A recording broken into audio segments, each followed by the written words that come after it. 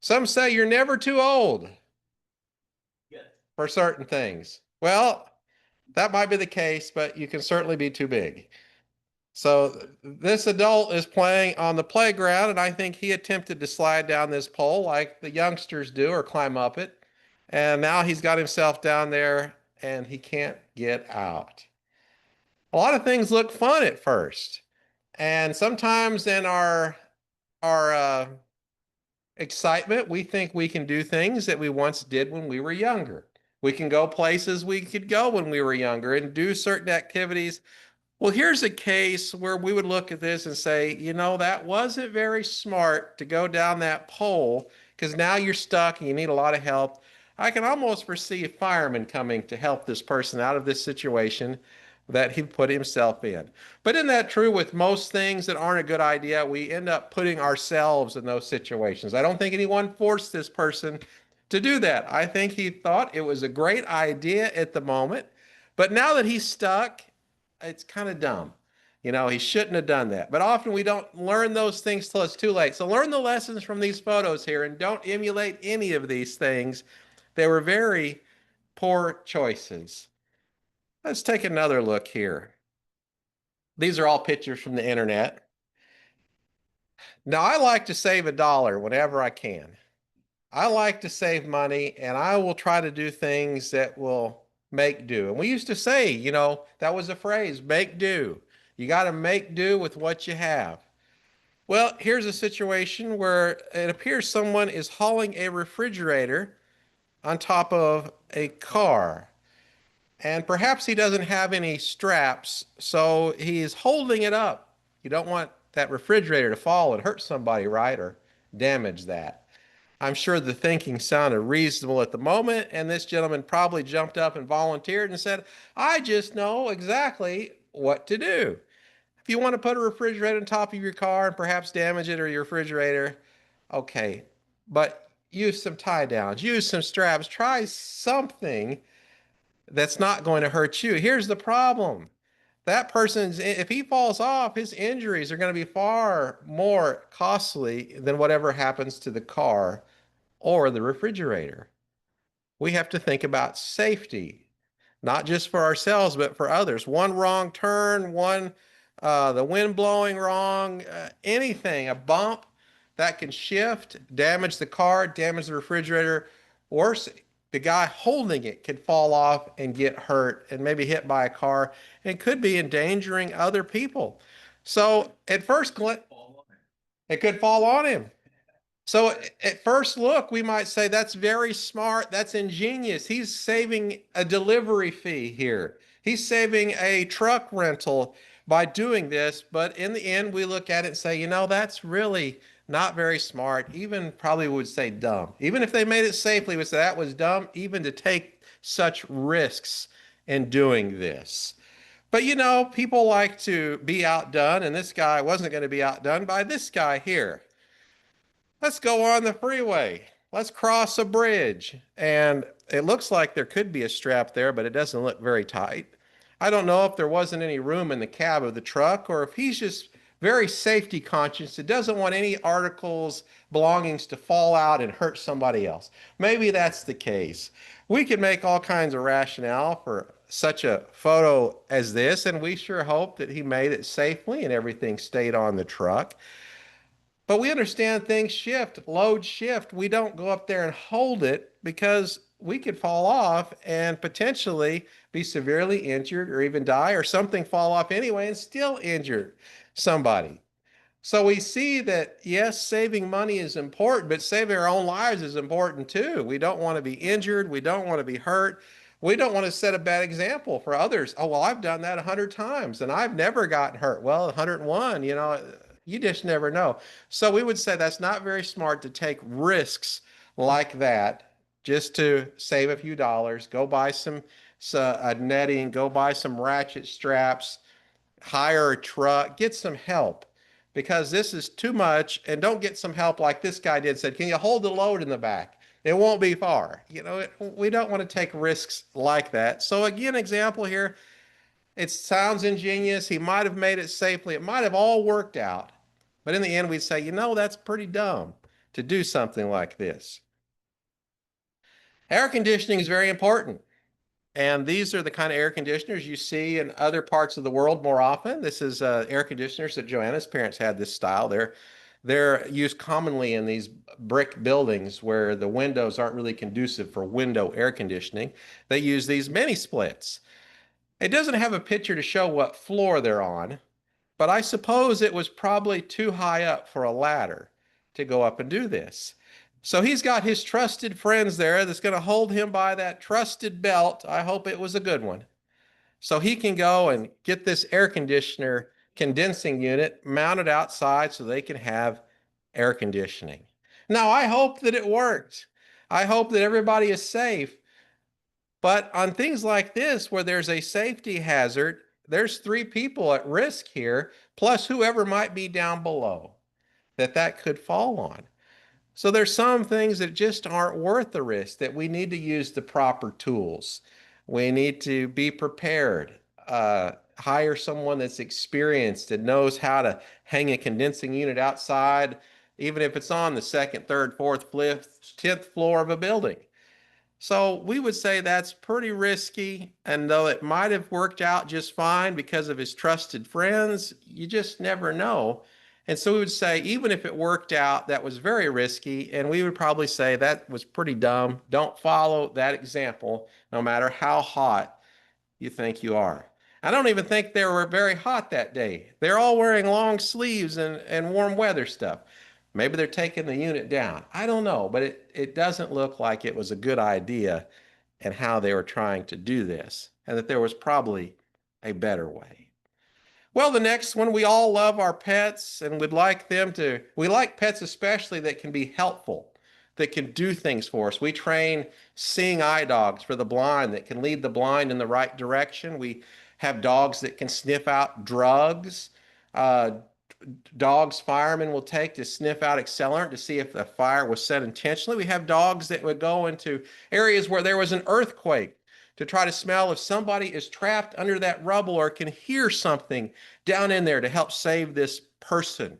We can train dogs to do a lot of things, but I wouldn't train your dog to drive. It looks smart. Maybe there was some success there. Put your dog aside, strap it in with a seatbelt, put it in the back, but don't put it in the driver's seat and let it drive. Dogs can be trained to do many things, but this is probably a little bit too far, not only risking your own life, but risking the lives of others. I'm not exactly sure where that is, but if you look at the letters on the sign, it looks like Cyrillic letters to me there. Could be Russian letters there. And I don't know how smart their dogs are, but still, Crazy. we don't want to have our dogs driving the car. Put your dog in the back. Take it. Was it? Oh, Russia. Okay. Well, thank you for translating that there. So people in other parts of the country can do different things and are skilled in different ways, but I'm not sure that the gifts translate into smarter and better trained animals over there. So just pass on this one. If you want to drive, take driving lessons and do it yourself, or get one of those driving cars and still don't put your hands, take your hands off the wheel there. All right, the next one here. Sometimes our cars don't have enough seats, and we have more people that want to go somewhere than can fit. Maybe the bus isn't available, but you do have transportation in a way, and you don't mind being close together. So what do you do on a situation like this? Well, you just snuggle up close together. Now, in the Philippines, I actually saw something like this more than once. And over there on some of the roads, they would actually, only thing that could pass would be a motorcycle. And some of the motorcycles were altered, modified to have a longer seat in the back to sit more people. Now, I had never seen anything like this, but it looks like 1, 2, 3, 4, 5, 6 people on a little motorcycle there. And I hope they're going really slow, and I don't see any helmets or eye protection. Now, perhaps in that part of the world, that's just the way to get around somewhere, and you save your, it's like a carpool, except with the motorcycle, and it's a little more extreme. We might call this extreme carpooling here, but with a motorbike. When I was in the Philippines, I saw more than once a motorcycle that had more than two people on it. And one of them, I had a picture, it had four people on it. And then I got home and looked closer and counted the legs, and there was more than four people on that. There was five, I believe, on that motorcycle as they were going and getting through to different areas. It's a way to save on expenses. But if you fall down and the motorcycle crashes, that's a lot of injuries that can happen. Now, over there, that might be more of a common thing, but I think even over in other countries, this would be uncommon. But over here, if you were caught like that, you would probably be getting more than a ticket. Probably vehicle impounded, possibly even going to jail for doing something like this. It would be considered reckless. And so, even though they may be getting to their destination a little bit quicker, and we might think, wow, there's some skill there. They could be a circus act with the talent there of staying balanced. We would not want to do that on a public road. We'd say, in fact, that is very unsafe. And we would say over here, that's really dumb. You're taking a lot of risks just to get somewhere to save a little bit of money or a little bit quicker. Again, a person that doesn't have any safety straps. Safety straps are not that expensive. So if you need to transport something, get some safety straps. Before we had our box truck, we would transport with our smaller box truck and sometimes have an additional trailer behind it with straps. And sometimes even then we had a case where the boxes collapsed that we had strapped and it had lightweight, I think it had napkins in it. Napkins were flying all over the place. They weren't really a load that could be strapped very well. And so with the box truck, it's inside, it's not going anywhere. But here's an example. He's a very conscientious fellow. He doesn't want that mattress to get dirty. He doesn't want that mattress damaged, and he certainly wouldn't want it to fall on some other car and cause a safety hazard. So he's going to personally step forward to make sure that this load can be delivered absolutely safely.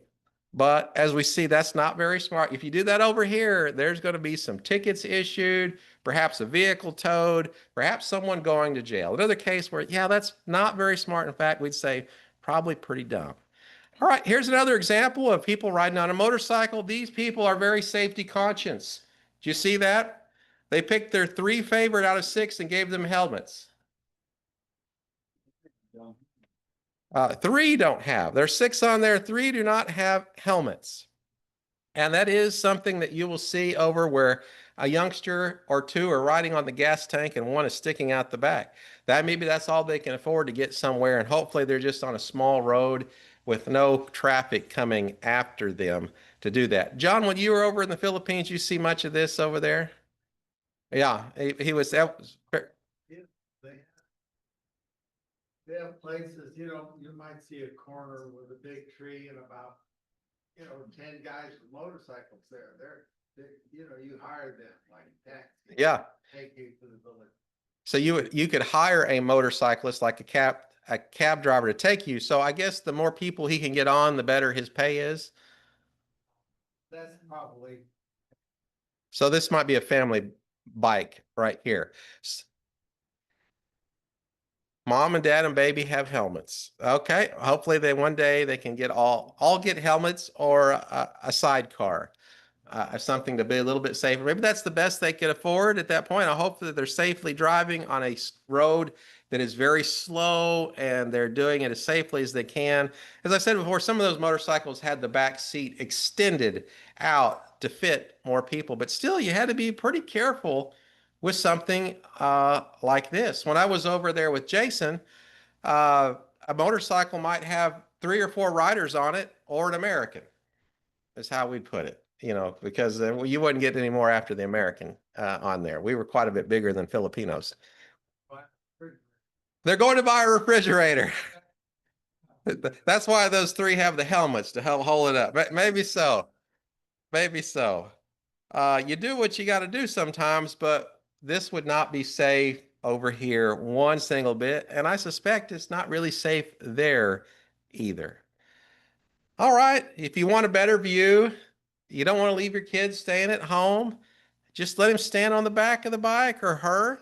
I don't think that child's wearing shoes, and I hope that child's got a good hold of hopefully the father's neck there, driving down on the road. But that's very unsafe. That's very dangerous. We would not want to take those kind of risks.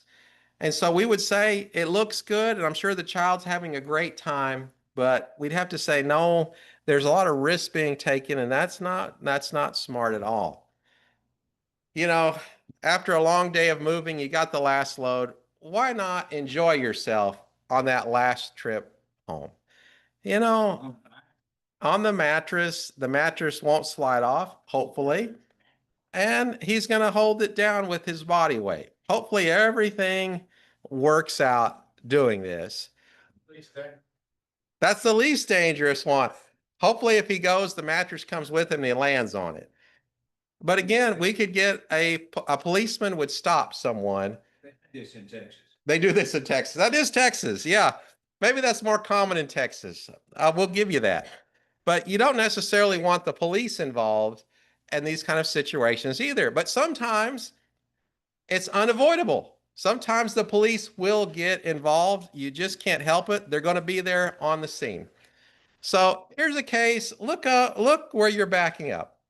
Okay, look at where you're going here. Now, I'm just going to say someone maybe backed in. Maybe he ran in there, but this is an awkward situation for everybody involved right here. Someone wasn't watching backing up, or someone was going too fast, not looking where they were going. Either way, not a good sign here, not a good thing, no matter what's going on in this situation. So view your surroundings, watch how you drive. Well, we do different things with cars and their wheels sticking out. I don't know exactly what this is called, but sometimes people modify their cars to have the wheels sticking out in the bottom like that. I'm not sure why. It's dangerous. It has an interesting look like that. To do that, it seems to be going down the road safely, as far as I know. But sometimes people try to have that look and they go about it the wrong way, like this truck right here. Looks like bags of concrete in the bed of this truck, so much that the axle is broken and the wheel is sticking out, looking like that other car. We can overload a vehicle too much. We can overload ourselves too much. But here, again, why make two trips when I can do it in one? Well, here's why. Sometimes you need to take two trips. Sometimes you need to take three trips. Sometimes you just need to hire to have something delivered. And here's the case where it's going to cost him dearly. I'm not even sure if that's cement in the back, how they're even going to load that up on the wrecker. Do they have to unload it first? I have no idea. I'm glad that's not my problem to deal with. Here's a better way. If you're going to buy a refrigerator, at least strap it down. Use a safety strap. Safety strap. So again, we say this refrigerator is taller than, you know what kind of car that is? A smart car. What's a smart car carrying a refrigerator on the roof? That's not very smart.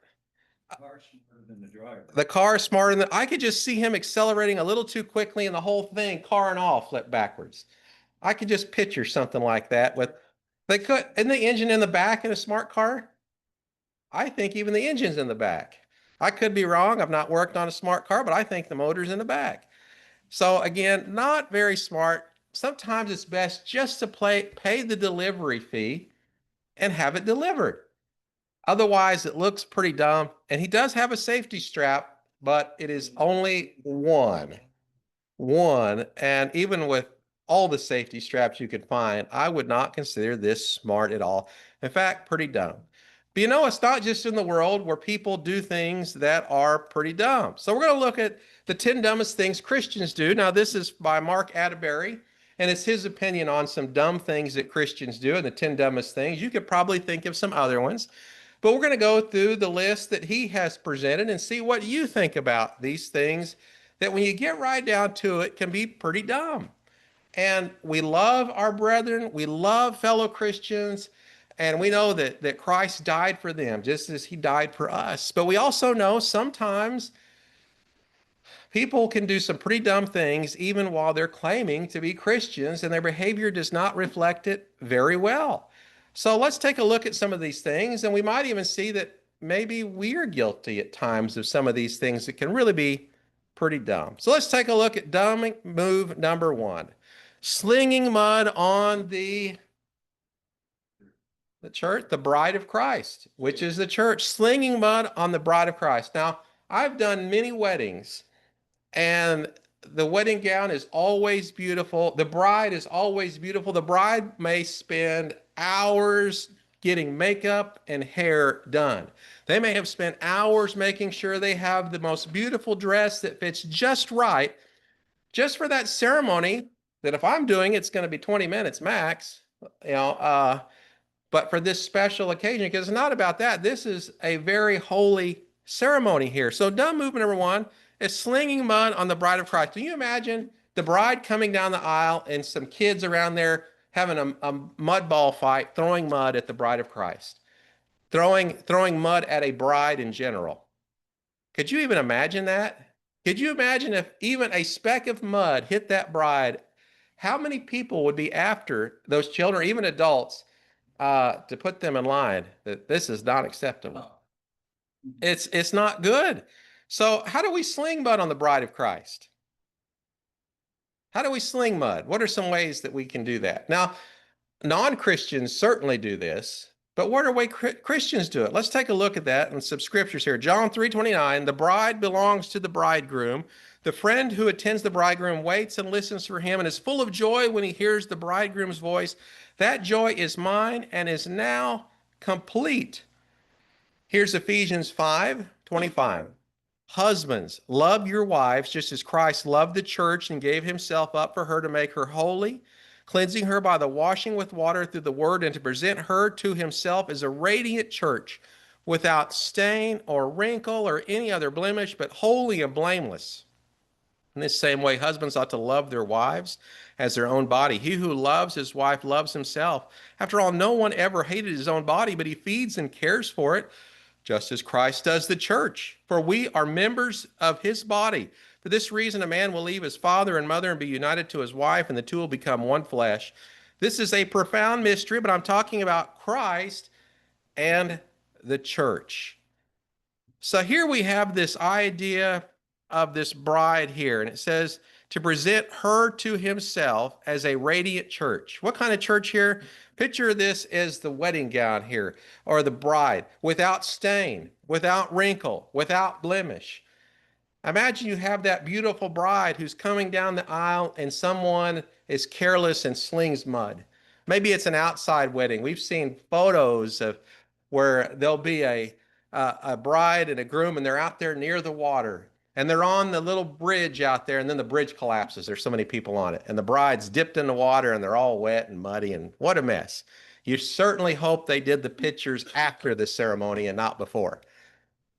You know, it's not very good, but those things are accidents. They happen, and hopefully everybody has a good heart about it. But what about if someone tried to intentionally make the bride look bad, to come and get close to her and maybe smear her makeup all over her face, or with dirty hands come and give her a hug and just clean their hands over, or sling and make her look bad?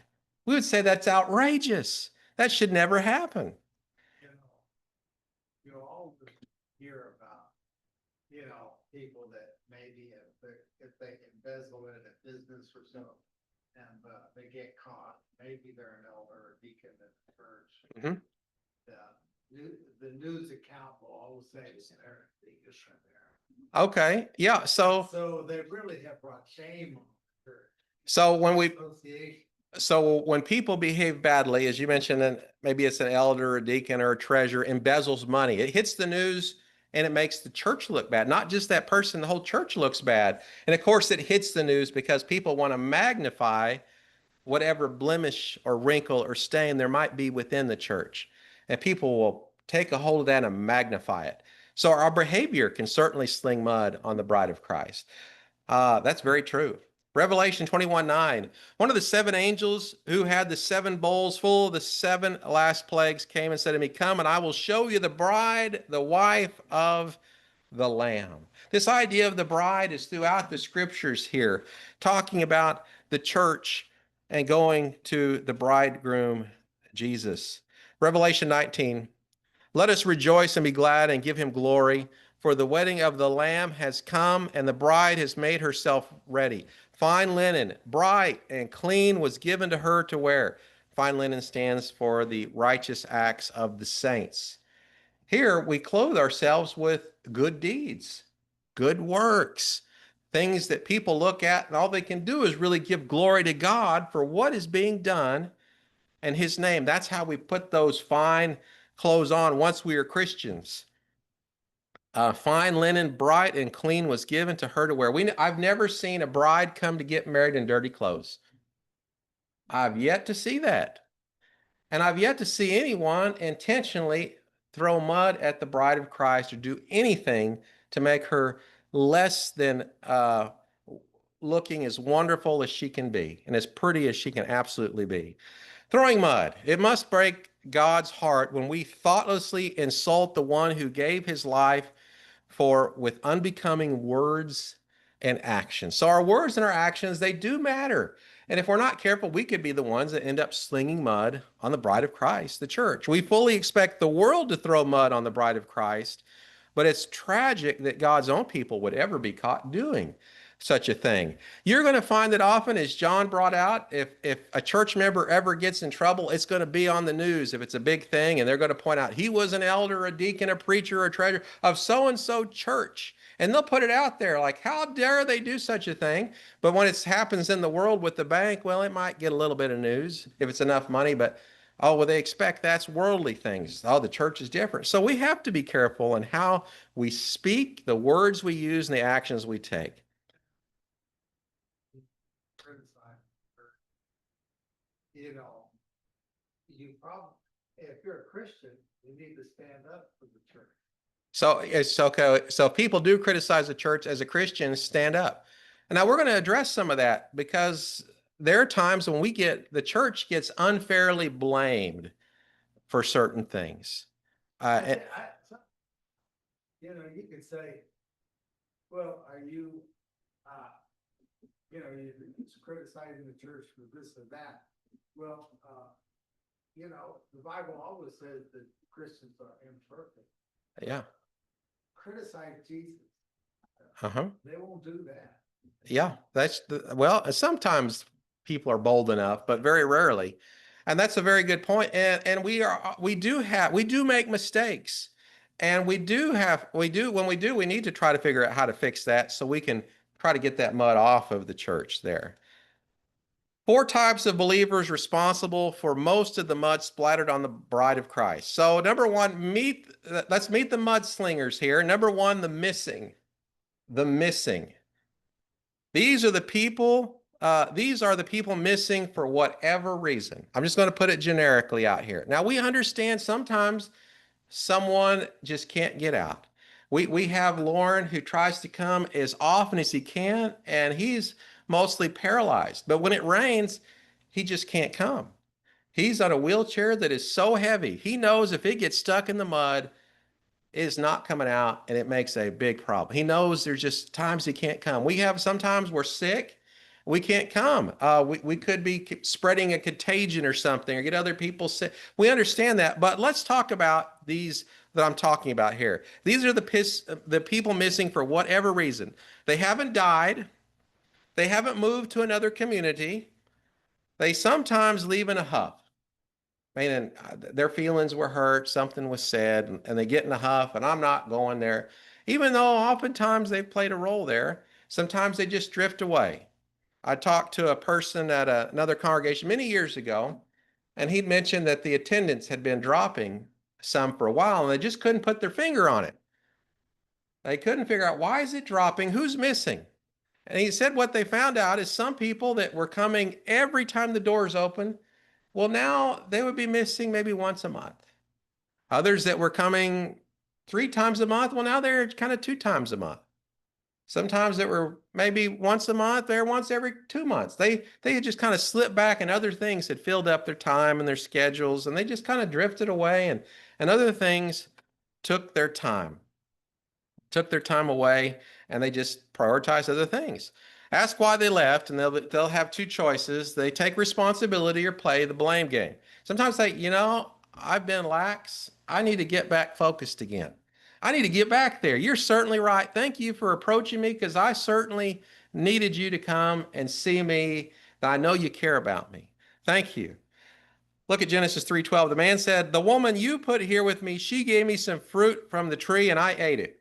Okay, now if you put Adam here, would he be the one taking responsibility or is he playing the blame game? Blame game.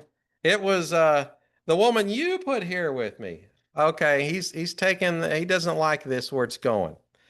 The spiritual lazy can come up with some pretty outrageous and groundless accusations when they are questioned on why they are missing. It's like, do you remember the story when you went to school and a student might not have his homework there, and the teacher would ask, "Where's your homework?" And he would say, "Well, my dog ate it." Teacher would like, "Come on now." "No, really, he ate it. I had to force him, but he ate it." Well, that's kind of, sometimes that's how it is here. Well, let's move on to another. We know about the missing. Let's try not to be among the missing here. We know there's going to be times that we're traveling, we're going to see family, but don't let it be a way of life where we just slip away or we just kind of go in a huff there when we can try to fix things and make things better. All right, mudslinger number 2, the malcontents. Okay, we like godliness with contentments of great gain. Great gain. Now that word mal means bad. You've heard that with a doctor, he's getting sued for malpractice. That's bad practice there. You might have a tumor that's malignant. It's a malignancy, it's bad. So it's bad. Here, there's the ones that are the chronic complainers. The chronic complainer. You ever been around someone like that that just was the chronic complainer? When we talk about chronic, it's habitual. It's just ingrained in their lives. They just can't stop. A church malcontent is a person who leaves no preacher or program unstoned, throwing rocks at them. There's always a problem. Now that's kind of hard because preachers, speaking from experience, preachers make mistakes. They don't always see far enough out to see, oh, I didn't know that was going to take place. I didn't see the outcome of that, but maybe tried. And programs, we might have a trying something. There are times that we've tried things here that worked good for a while, and then we said, well, it's not as effective as it once was. Just let that one go. Let's try something out. But sometimes there are those that will just complain and complain and complain. You really can't make them happy. But is that our goal, really? I mean, we're trying to get along, but you just can't there's always going to be something to complain about. They tend to change churches every few years to go to a better church, and they sling mud on the door on the way out. And preachers have kind of caught on to that, where someone will come, well, I went to this one for a while, then I was at that one for a while, and I was at that. So you've moved around? No, same spot. Now, we might understand if sometimes the grandparents follow the grandkids to help be with the family. We see examples like that's not what I'm talking about here, but they're always looking for the better place, and they don't always find it for long because there's something else to complain about, and that's more with them. Even though they tend to discredit themselves, they will still sling mud to whoever will listen. We had a case like this at the service center recently where someone had accused someone else of doing something really bad. And I heard it, and I knew where I heard it, and I discounted it immediately. Immediately. I was like, no, I know where it came from. Well, I come back later and I talked to another person about it. I said, well, here's where I heard it. And that person investigated it. It didn't happen. That person had discredited herself so badly. No, not going to listen to it. But still, they will make those things. It's hard to deal with things like that, but sometimes they're chronic complainers, and we have to figure out what do we do with that, but they're malcontent. They just can't be content. Mudslinger number 3, the moochers. These are the people who have somehow gotten the idea that the church exists for the sole purpose of meeting their needs. Now, we are here to meet people's needs. We have a robust benevolence program. We purchase and give out, distribute thousands of pounds of food per month. Thousands. I can show you the invoices of what gets delivered, not even counting what comes in from other sources. Thousands of pounds of food. Not, and I can show you the invoices of how much clothing that we sort through, that we ship off that doesn't meet our standards. And then how much more goes to the door? It's in the thousands of pounds of clothes, not counting other belongings that we put out to make available for people. We try to be generous. We try to be helpful, but we try to get people to join in helping other people too. That's our goal. Now, some people will always need some help. We talk about the orphans and the widows that are truly in need. We want to be there, especially for those folks. But we try to be helpful and generous to everybody that's having a rough time. And sometimes it comes down to teaching. Like, we helped you with this, but you need to take this over at this point. This is something that Joe and I wrestle with back and forth. It's good to bounce things off each other. And we might say, well, we've done this, this, and this. This person really needs to take some responsibility and start doing something. And we'll say, okay, we've done this. We'll just help them with this part now. I'll tell you exactly what they want. What's that? More, exactly what they want more. Well, that's kind of this idea here. And some would say they have the motel mentality. And the motel mentality is they will go in there and just use the room and dirty up, leave the towels on the floor and all scattered around, and they leave. And sometimes it's just a mess. And some people have that mentality in other areas. It could be in work or volunteer services. Unfortunately, sometimes it comes through in the church. People carry that baggage with them, and it comes to the church where they have that motel mentality of, what can you do for me? And you need to help me. Well, let's define what help really is for you in this situation, because what you think is help for you is really not what you need. And what you really need is not something you really want right now, but it's what you need. John chapter 13, Jesus said, now that I, your Lord and teacher, have washed your feet, you also should wash one another's feet. I have set an example that you should do as I have done for you. So I'm pointing this out to the folks that maybe are always getting help. Hey, what can you do to help too? This is a one another. It's a reciprocal thing. One another. What can you do to help yourselves and to help others? Bible talks about going to work and providing for your family and having enough to share with those who are truly in need. Those are in need. So here we have this here. We don't want to just be a moocher. They're the ones always coming over, wanting something, that motel mentality. And they can really sling a lot of mud on the church, especially if we say no. And sometimes we have to say no. We need to help those that are suffering. We have robust benevolent ministry. We do disaster work. But there are times when we have to say, we've helped you this far, you're back, you need to take over and get back on your feet. We've got to, we have other people we need to assist with these funds. We've helped you a good deal, but now we need to move on and help others.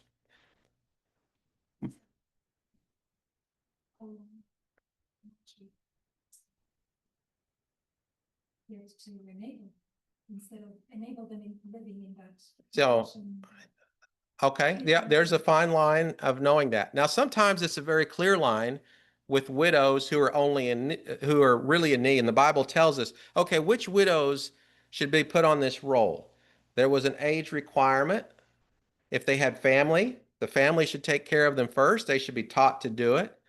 And then that you had to talk to this widow to see if you're a younger widow, well, no, this isn't probably most likely not the right choice for you to make. But there was a lot of things that were very clearly laid out. It was kind of tough love for the widows.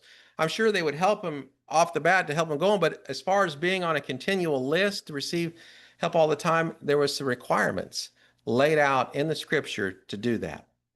All right, mudslinger number 4, the misbehaviors. Misbehaviors. Sometimes we think of that with kids who misbehave, but it's not always kids that misbehave. We might call them the weekend warriors.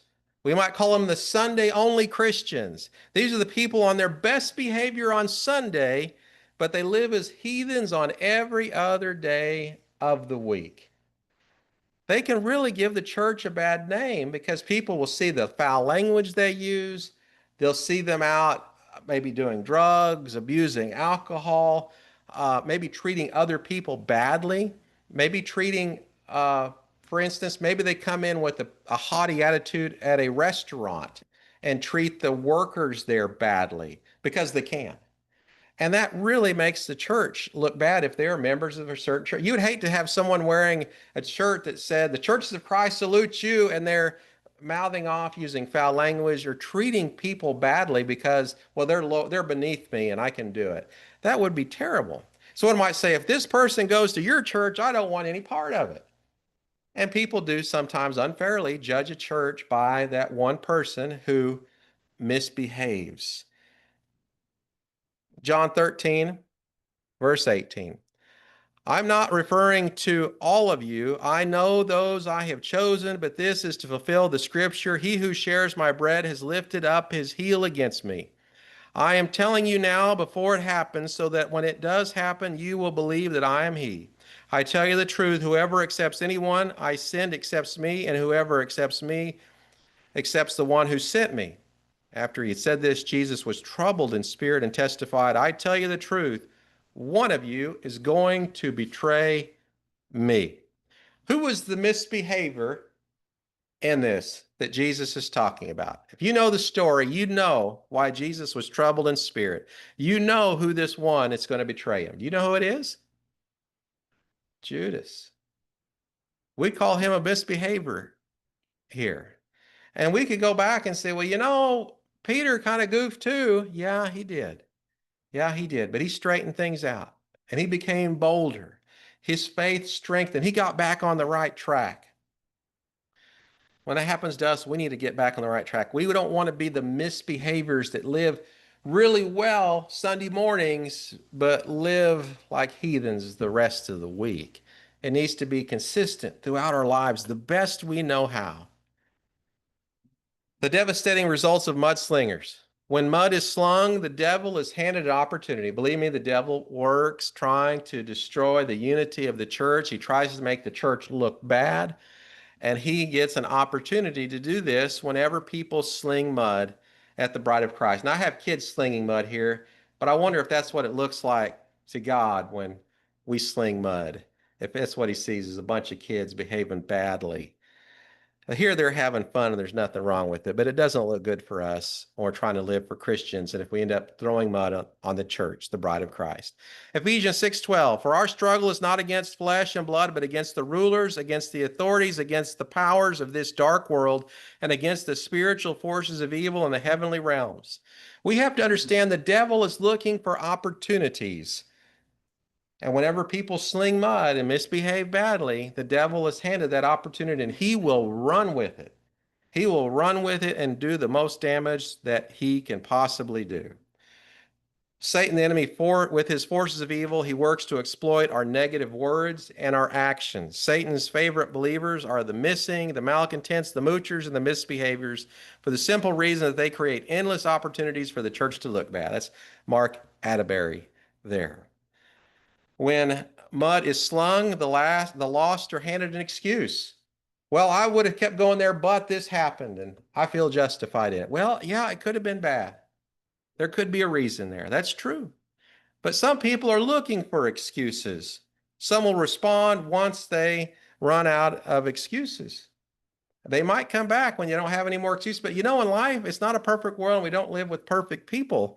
So people who are looking for excuses are like people who are fault finders. One of the only people I know that find what they're looking for are fault finders. They seem to always find it. People look for gold, drill mines everywhere, and sometimes they find it, sometimes they don't. But fault finders seem to always have a knack for finding it. Acts 24. At the same time, he was hoping that Paul would offer him a bribe, so he sent for him frequently and talked with him. When 2 years had passed, Felix was succeeded by Porcius Festus because Felix wanted to grant a favor to the Jews. He left Paul in prison. He was just looking for something, is how I picture this. He's looking for this bribe, looking to get paid here. When mud is slung, the Lord is handed a heartache. Laura Bush has been quoted as saying that the hardest thing about being a politician's wife is having to listen to the ugly things people say about your husband, things you know are not true. Again, consider the source. Sometimes people say something and I immediately like, no, I know the source. No. But not everybody's that way. And sometimes it hurts when people sling mud at the church. So which group do you feel has slung the most mud in the church?